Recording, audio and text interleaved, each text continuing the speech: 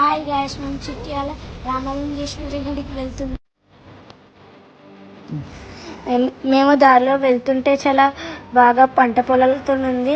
Solar ప్లేట్లు కనిపించాయి. నాకు చాలా ఆనందంగా ఉంది. మనం సన్ రిసోర్స్ని వాడుకొని పవర్ జనరేట్ చేస్తున్నాం. నాకు చాలా ఆనందంగా ఉంది. చాలా బాగుంది ఈ ఐడియా. స్పెషల్ ఏంటంటే మాఘ మాసం, అందుకే మేము మా ఫ్యామిలీతో కలిసి చిట్యాలో ఉన్న భీమలింగేశ్వర ఆలయానికి వెళ్తున్నాము గైస్.